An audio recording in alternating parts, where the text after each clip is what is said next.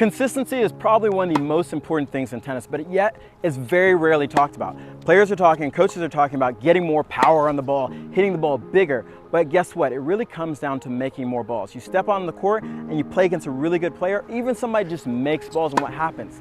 You can't make enough balls. You feel frustrated, you feel incompetent because you can't go out there and make enough balls. That's at least what you're thinking, but yet you struggle with it.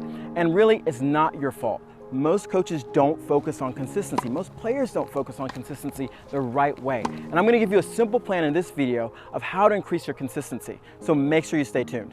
So the reason I know about consistency is because I personally struggle with it as a junior and even a college player. Most coaches and other players are telling you, just go out and hit enough balls, hit enough balls. If I go hit enough balls, some magical fairy is going to sprinkle consistency dust on me, and guess what? I'm going to be consistent one day. Well, it really doesn't work that way. And the reason why consistency is so important, obviously, is because most points are won because someone makes a mistake.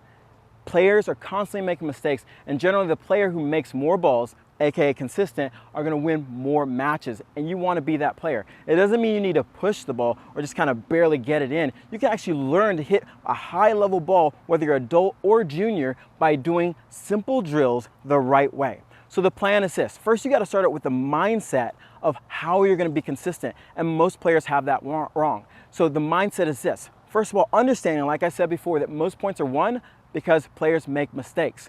The problem that most players have is they're thinking that I'm gonna overpower my opponent by hitting the ball harder, and that's just not the case.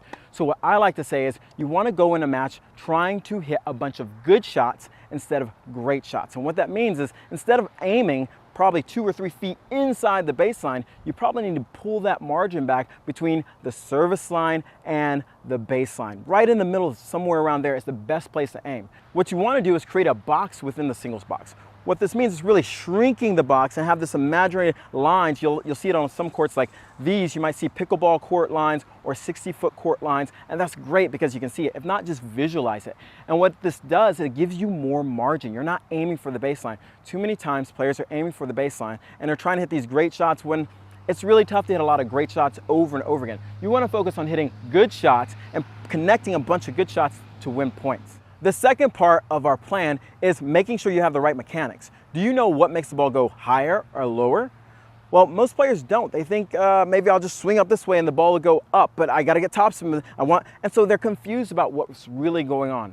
There's two main things you need to understand, which is the racket face sends the ball in the direction and the racket path creates the spin or bends the ball. Okay, I'll say it again. The racket face, how it's set at contact, sends the ball. So if it's too open, it's gonna go too high. If it's too close, it's gonna go too low. And how you swing, whether it be super straight through the contact, which is gonna be probably a flatter ball, or you're brushing up, hence more spin, is gonna be the margin you can create or the spin that brings the ball in the court.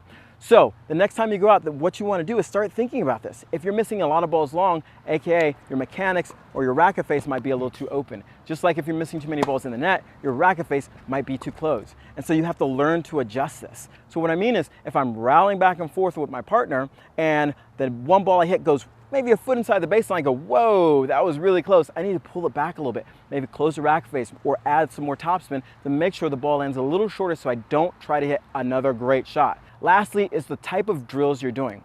The thing I want you to think about is the word accountability.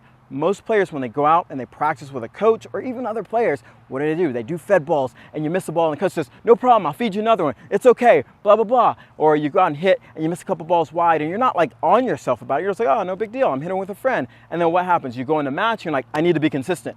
But you've trained your brain not to be consistent. Every time you go out there and you hit a shot, you hit a stroke or work on something, you're training your brain, you're training your body to reproduce that shot over and over again. So if you're going out there and then you're not really paying attention to if you're missing the ball and if it doesn't count, you're not being accountable. What I recommend is every time you step on the court, you start to be accountable, meaning that if I'm working with a coach on hitting cross-court forehands and they're feeding to me, I'm going to be accountable to every ball I hit. If I hit it wide, I'm going to stop and go, I can't do that. I have to bring it in. I'm going to bring some attention to it. Another great way is putting pressure on yourself to be accountable, meaning that maybe out of 10 balls, if I miss one, I do some jumping jacks or whatever. Put something on it to make you have to feel accountable to what's going on. And the more you do that, the more you train your mind to go, you know what? I got to focus. I got to step on the court and I got to make balls. And that's so, so important. By doing drills this way, you will increase the amount of consistency you have in matches. And this is one of the big things I hear most players talking about. I do good in practice, but I don't do good in matches. And this is part of it, is because you're not training the same way you do to get that same result in a match. And so if you want to increase your consistency by practicing the right way and holding yourself accountable in practice, guess what? That's going to translate to what?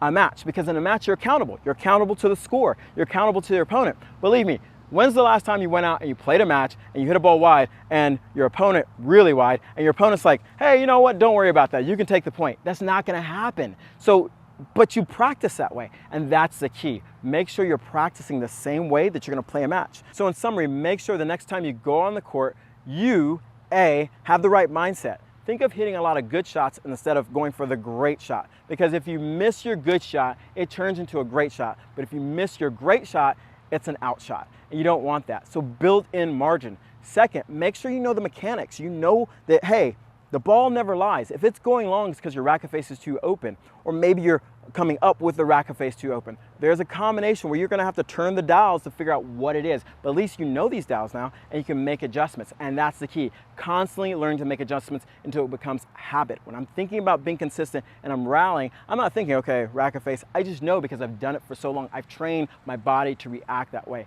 And finally, go out and do drills and practice and hit, but be accountable to every ball you hit. So you're not just going out there and just randomly hitting. Everything you hit has accountability. So when you practice that way, you can play that way. So if you like this video, make sure you hit the like button and leave us a comment about your struggles with consistency or how you might have overcome being inconsistent and if these type of tips you've used before. Okay? Take care.